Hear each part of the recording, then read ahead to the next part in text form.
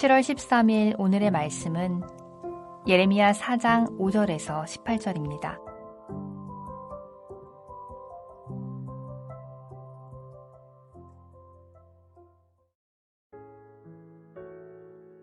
너희는 유다에 선포하며 예루살렘에 공포하여 이르기를 이 땅에서 나팔을 불라 하며 또 크게 외쳐 이르기를 너희는 모이라 우리가 견고한 성으로 들어가자 하고 시온을 향하여 깃발을 세우라 도피하라 지체하지 말라 내가 북방에서 재난과 큰 멸망을 가져오리라. 사자가 그 수풀에서 올라왔으며 나라들을 멸하는 자가 나아왔으되 내 땅을 황폐하게 하려고 이미 그의 처소를 떠났은즉 내 성읍들이 황폐하여 주민이 없게 되리니 이로 말미암아 너희는 굵은 배를 두르고 애곡하라. 이는 여호와의 맹렬한 노가 아직 너희에게서 돌이키지 아니하였음이라. 여호와의 말씀이니라. 그날의 왕과 지도자들은 낙심할 것이며 제사장들은 놀랄 것이며 선지자들은 깜짝 놀라리라.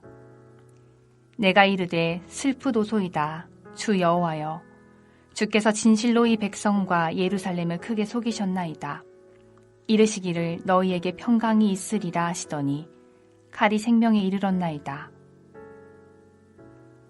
그때의 백성과 예루살렘에 전할 자가 있어서 뜨거운 바람이 광야에 있는 헐벗은 산에서 내 딸 백성에게 불어온다 하리라. 이는 키질하기 위함도 아니요 정결하게 하려 함도 아니며 이보다 더 강한 바람이 나를 위하여 오리니 이제 내가 그들에게 심판을 행할 것이라. 보라, 그가 구름같이 올라오나니 그의 병거는 회오리 바람 같고 그의 말들은 독수리보다 빠르도다. 우리에게 화 있도다. 우리는 멸망하도다 하리라. 예루살렘아, 내 마음의 악을 씻어버리라. 그리하면 구원을 얻으리라. 내 악한 생각이 내 속에 얼마나 오래 머물겠느냐. 단에서 소리를 선포하며 에브라임 산에서 재앙을 공포하는도다. 너희는 여러 나라에 전하며 또 예루살렘에 알리기를 에워싸고 치는 자들이 먼 땅에서부터 와서 유다 성읍들을 향하여 소리를 지른다 하라. 그들이 밭을 지키는 자같이 예루살렘을 에워싸나니 이는 그가 나를 거역했기 때문이니라. 여호와의 말씀이니라. 내 길과 행위가 이 일들을 부르게 하였나니 이는 내가 악함이라. 그 고통이 내 마음에까지 미치느니라. 예레미야 4장 5절에서 18절 말씀을 함께 묵상하겠습니다. 오늘 본문 4장 5절에서부터 6장까지는 1장에서 4장의 예언과 다른 내용의 예언이 선포됩니다. 전단락에서는 구원의 메시지, 회복의 메시지가 선포되었지만 오늘 본문부터는 또 다른 분위기의 메시지가 선포됩니다. 오늘 본문 4장 5절부터 다음 주 수요일 본문 6장 30절까지 하나의 큰 주제로 구성되어 있는데요. 이는 북방에서부터 남유다를 향하여 큰 멸망이 다가오고 있다는 경고의 메시지가 담겨 있습니다. 오늘 본문은 세 단락으로 나눌 수 있는데요. 첫 번째 단락은 5절에서 8절, 북방에서 적이 오고 있다는 메시지.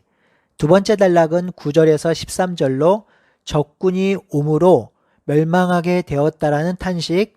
세 번째 단락은 14절에서 18절에 그러니 악에서 돌이키라는 메시지입니다. 첫 번째 단락 5절에서 8절을 묵상하겠습니다. 여호와께서 너희에게 유다에 선포하고 예루살렘에 공포하라고 하시는데요. 여기서 선포하다는 말은 어떤 정보를 전달하는 데 사용되는 말입니다. 그러니 소식을 전하라는 말이고요. 또 하나 살펴볼 것은 너희라는 말입니다. 여기서 여호와의 말씀을 들은 예레미야가 또 다른 많은 무리에게 여호와께서 하시는 말씀, 중요한 소식을 전하라는 것입니다.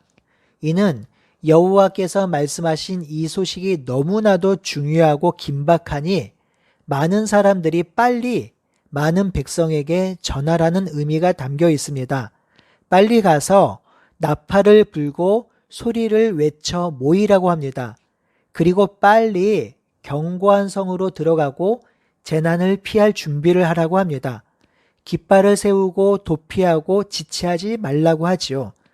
여기서 견고한 성읍은 예루살렘 성을 뜻합니다. 예루살렘 성은 시온성으로 하나님께서 임재하는 장소로 강하고 견고한 성읍으로 믿어왔습니다. 이렇게 하라고 하신 이유는 8절 하반절에 나오는데요. 여호와께서 북방에서 재난과 큰 멸망을 가져오게 할 것이기 때문입니다. 여기서 멸망은 파멸, 깨짐, 붕괴, 부서짐을 뜻하는데요. 이는 북쪽에서부터 적군이 쳐들어와서 전쟁이 일어날 것을 말하지요. 놀라운 것은 이 전쟁을 일으키는 분이 바로 여호와라는 사실입니다. 그러니 이 전쟁은 북쪽 나라가 주도적으로 일으키는 전쟁이 아니라 하나님의 심판 전쟁으로 볼 수 있습니다. 7절은 이 전쟁에 대해서 더 자세히 설명합니다. 사자가 그 스풀에서 올라왔으며 나라들을 멸하는 자가 나왔으니 이는 내 땅을 황폐하려고 한 것이며 이미 사자가 그 처소를 떠났으니 막을 방법이 없다고 하지요. 북방에서 오는 적을 사자로 비유하고 있는데요. 이는 북방에서 오는 적이 얼마나 난폭하고 무서운지를 보여주는 이미지죠. 이 심판 전쟁은 이미 시작되었고 결국 이 땅은 황폐하여 주인이 없어지게 될 것이라고 합니다. 땅만 황폐하게 되는 것이 아니라 그 땅 백성들도 죽거나 포로로 끌려가게 될 것이라고 하지요. 또한 이 사자 때문에 다른 나라도 함께 황폐하게 될 것이라고 합니다. 8절은 이 재앙을 앞둔 유다 백성을 향한 메시지입니다.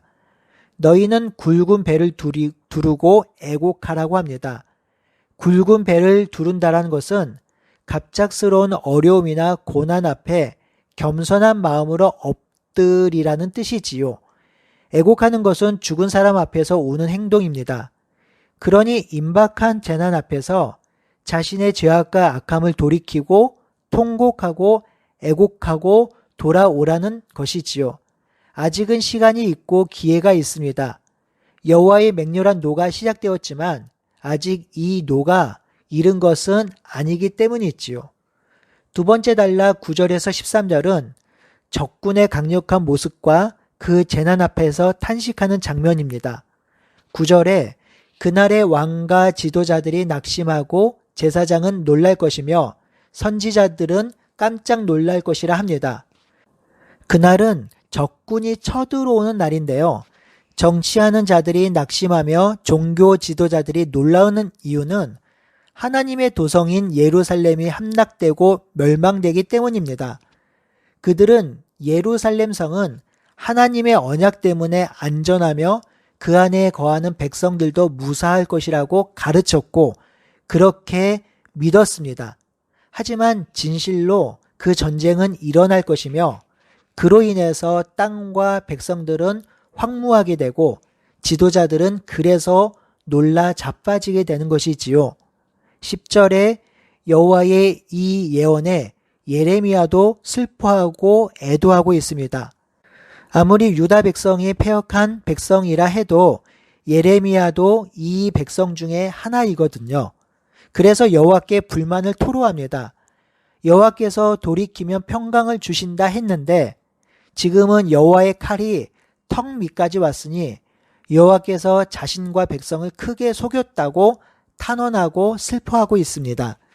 11절 12절은 그때에 일어날 일을 다시 한번 묘사하고 있습니다.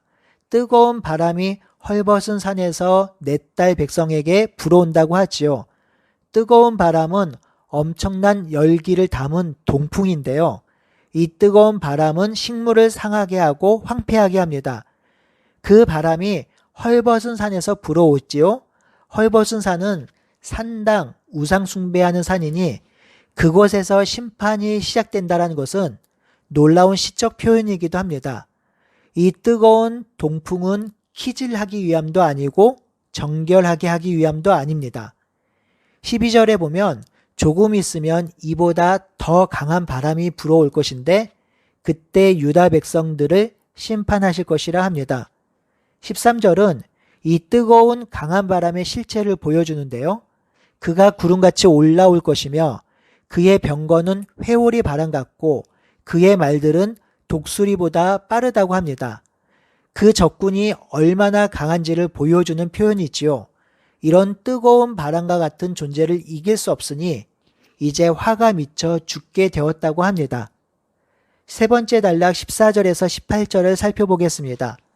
지금 사자로 그리고 뜨거운 바람으로 비유된 북에서 오는 적군이 유다를 치러 올 것입니다. 그러니 남유다는 언제 멸망당해도 전혀 이상하지 않을 것입니다. 이 심판에는 자비도 긍휼도 없습니다. 그래서 선지자가 돌이킴을 촉구하지요. 14절에 예루살렘아 내 마음의 악을 씻으라 그리하면 구원을 얻을 것이라 합니다. 여기서 구원은 환난 중에 건짐을 받는다라는 뜻입니다.